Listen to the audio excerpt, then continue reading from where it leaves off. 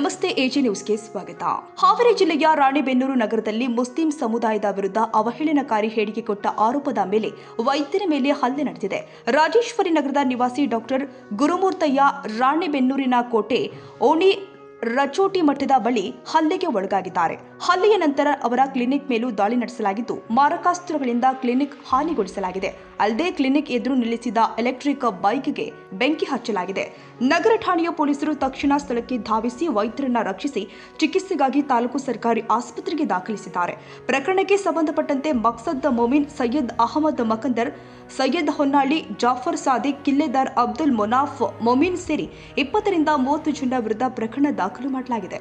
ಪ್ರಕರಣ ಸಂಬಂಧ ದೂರು ಹಾಗೂ ಪ್ರತಿದೂರು ಎರಡನ್ನೂ ಕೂಡ ರಾಣೆಬೆನ್ನೂರು ನಗರ ಪೊಲೀಸ್ ಠಾಣೆಯಲ್ಲಿ ದಾಖಲು ಮಾಡಲಾಗಿದೆ.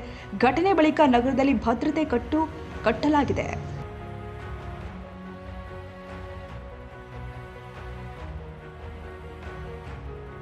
ಕನ್ನಡಿಗರ ಮೆಚ್ಚಿನ ನಿಮ್ಮ ಎಜೆ 24/7 ನ್ಯೂಸ್ ಕನ್ನಡ ವಾಹಿನಿ ಇದೀಗ ಟಿವಿಯಲ್ಲಿ ಲಭ್ಯ.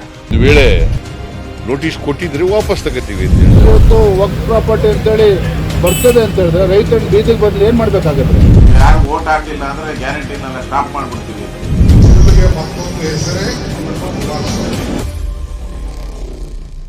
ಕರ್ನಾಟಕ ಮತ್ತು ದೇಶ ವಿದೇಶ 360 ಡಿಗ್ರಿ ಸುದ್ದಿ ಹಾಗೂ ಉತ್ತರ ಕರ್ನಾಟಕ, ಬೆಳಗಾವಿ, ಬಾಗಲಕೋಟೆ, ಧಾರವಾಡ, ಹಾವೇರಿ, ಗದಗ, ಬಿಜಾಪುರ ಜಿಲ್ಲೆಯ ಕ್ಷಣ ಕ್ಷಣದ ವಿವರವನ್ನ ಪಡೆಯುವುದಕ್ಕೆ ಎಜೆ 24/7 ನ್ಯೂಸ್ ಕನ್ನಡ ವಾಹಿನಿಯನ್ನ ಲೈಕ್ ಮಾಡಿ, ವಿಡಿಯೋಗಳನ್ನ ಶೇರ್ ಮಾಡಿ, ಕಮೆಂಟ್ ಮಾಡುವ ಮೂಲಕ ನಮ್ಮ ವಾಹಿನಿಗೆ ಸಹಕಾರ ನೀಡಿ ಮತ್ತು ಚಾನೆಲ್ ಅನ್ನ ಸಬ್ಸ್ಕ್ರೈಬ್ ಮಾಡಿ. ಧನ್ಯವಾದಗಳು.